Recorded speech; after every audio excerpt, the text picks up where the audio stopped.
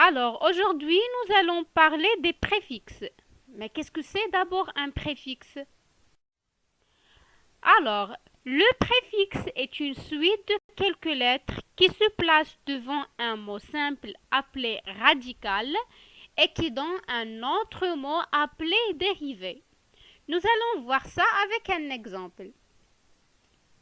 Alors là, nous avons le mot heureux qui est le radical plus le préfixe mal donne le mot dérivé malheureux.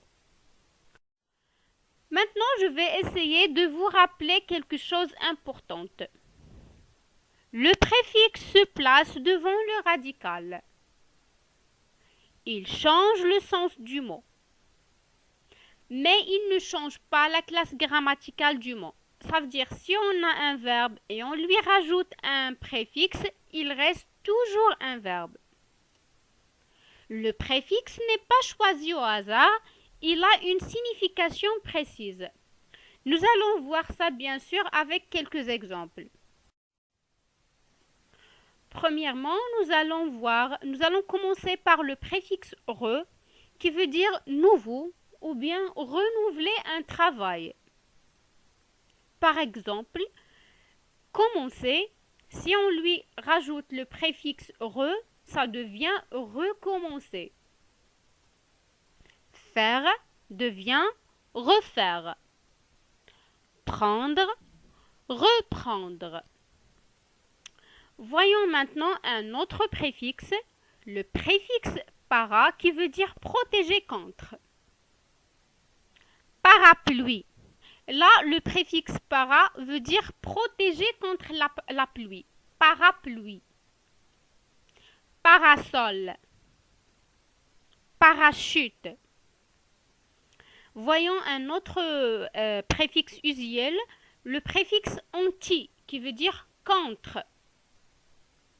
Antibactérien, ça veut dire il est contre les bactéries. Anti-chute, ça veut dire entre la chute. On dit par exemple, c'est un shampoing anti-chute, ça veut dire il est contre la chute des cheveux. Anti-vol. Voyons maintenant quelques préfixes qui expriment le contraire, comme le préfixe in, im aussi, il, ir, des, mal et mais. Voyons quelques exemples. Alors là, le mot incapable, nous avons le mot incapable qui veut dire le contraire de capable. Impossible, c'est le contraire de possible. Illégal. Irrégulier, c'est le contraire de régulier. Défaire, c'est le contraire de faire. Décoiffer, contraire de coiffer. Malhonnête. Mécontent, c'est le contraire de content. Alors maintenant que ce cours est fini, j'espère que vous l'avez bien compris et à bientôt.